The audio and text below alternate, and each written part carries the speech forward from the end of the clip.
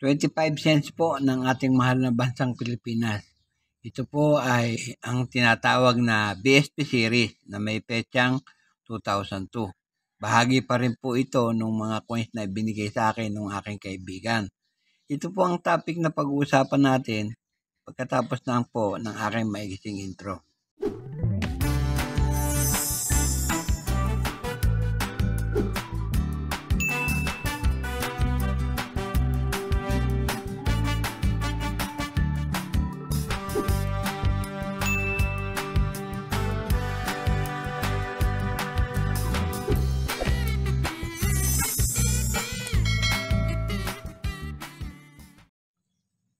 Magandang araw po sa inyong lahat, lalo na sa aking mga kabarya at kapwa-kolektor. Sa lahat ng senior citizens, mga silent viewer, maging sa mga kaibigan natin dyan, magandang araw po. Ngayon pong araw ay may coins tayo dito sa ating harapan. Ito po yung 25 cents ng BSP series. May petsang 2002. Naging interesado po ako rito dahil sa kanyang kakaibang presyo. Pag-usapan po natin.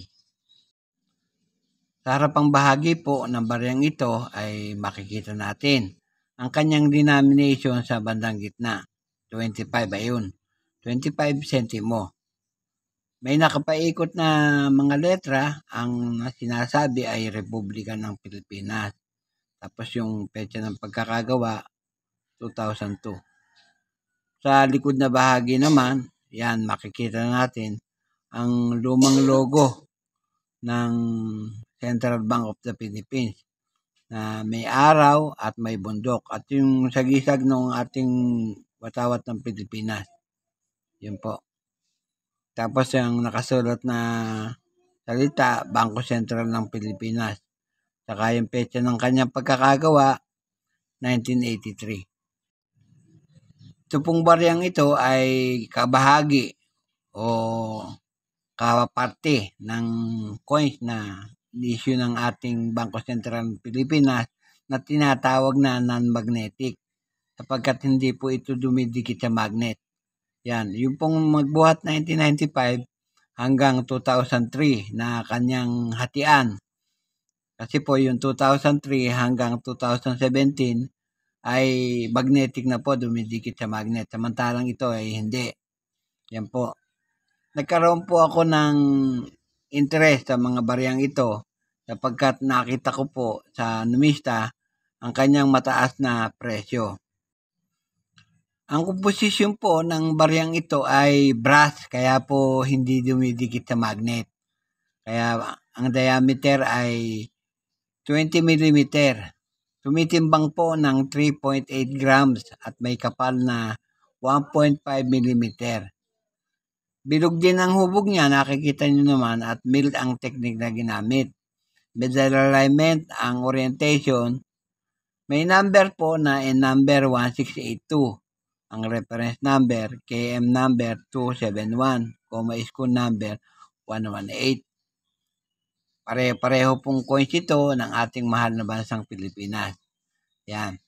Standard circulation coins po ito at kung may makikita po kayo na ganitong uri ng barya ay sa mga panukli at grocery. Kuminsan mayroon pang nasasama dahil yung ginagamit po sa ngayon yung pong tinatawag na NGC series, kulay puti po. Yan. Iba po yung BSP series na katulad nito na dating umiiral o madalas nating makita. Subalit ngayon ay madalang na. Kaya po nang sinasabi ko, kaya po nagka-interest ako sa baryang ito dahil sa kanyang presyo. Ayun po, tingnan ninyo. Ito po ay numista sa aking computer. Ayan po nakasulat. Yung very good po o yung good ng baryang ito ay 12 pesos lamang. Tapos yung very fine ay 12 pesos din. Yung extra fine 17 pesos. Yung almost uncirculated, 23 pesos. Pero po yung uncirculated niya, nagtataka po ako, 130 pesos. Yan po, makikita ninyo.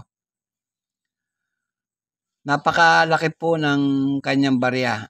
at napakalaki ng kanyang presyo sa bariyang ito. Nagtataka po ako bakit ganito. Bukod tangi silang po ang nagkakaroon ng mataas na presyo sa kanyang uncirculated. Yan po, kaya po naging interesado ako sa bariyang ito. Kaya po kung kayo ay may mga barya na natatago na katulad ng bariyang ito, hanapin niyo po yung petsang 2002. Ayan, mataas na po ang presyo, lalo na po yung uncirculated niya. Sa eBay naman po, ang halaga niyan ay 1.49 cents. $1.49 ang presyo po niyan. Dito naman sa News Corner, 11.95 euro. 11 euro 95 cents. Yan po ang mga presyo niyan.